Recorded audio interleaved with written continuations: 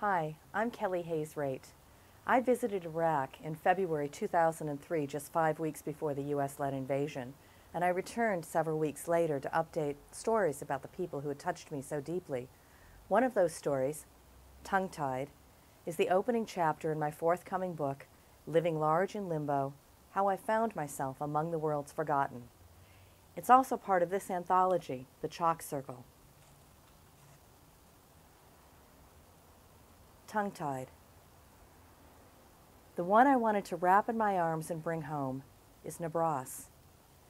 I don't even know her name when I returned to Iraq, shortly after the assault on Baghdad. I am armed only with a photo of a beggar touching her nose with her tongue. I had met her a few months before when I traveled to Iraq with a women's delegation, just 5 weeks before the U.S. bombings and invasion. Unfazed by the impending disaster, the little girl, old enough to be in primary school, had begged for handouts in the marketplace souk. I had taught her to touch her nose with her tongue. We teased.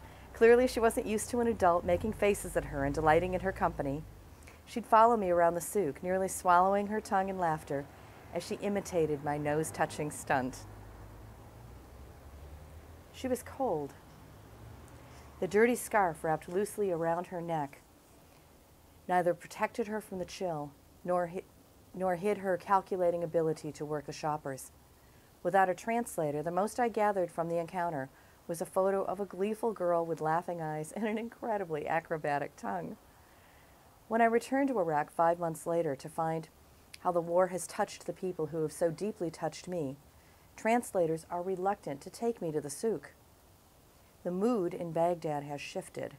Gunfire is heard nightly, and no one wants to be responsible for my harm. Finally, I convinced one translator to take me shopping. I canvassed the cluttered shops for hours, flashing the little girl's photo. Yes, that's Nabras.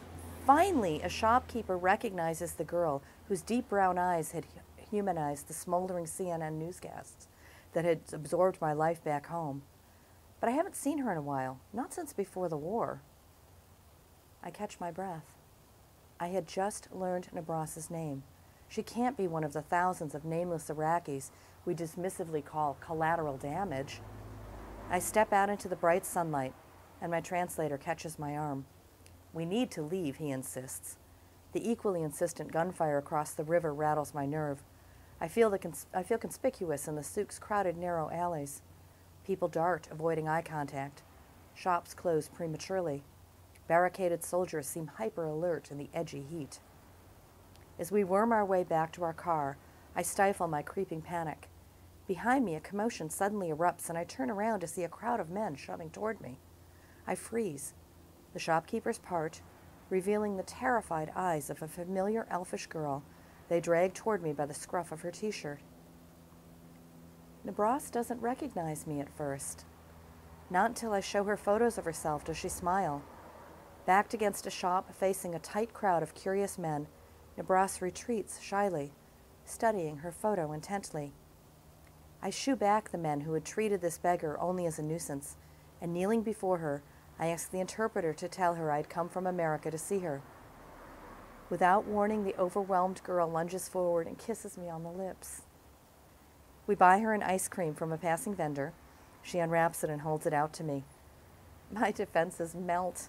After 2 weeks of rigorous attention to all food and water that passed my lips, I lick the sweet street fare, sacrificing my intestinal health to this little girl's pleasure at hosting a visitor with all she could offer. She's an only child who doesn't know her age. It was particularly ironic that we had first met outside the Al-Mustanseria University, the oldest science college, built in 1233.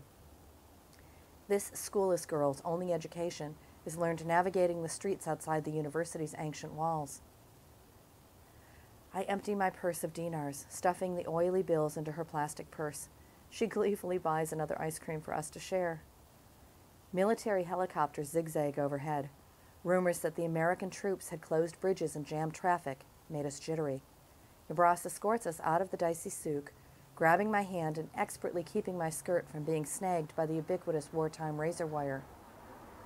As we pass a store being repainted, She mentioned it had been hit during the war's initial attacks. She had spent the long nights of the early bombings in a nearby mosque. I hug her harder than I intended. I feel her wiry hair against my cheek, her grungy t-shirt against my shoulder, her warm, open heart, so willing to accept mine. And then I'm gone.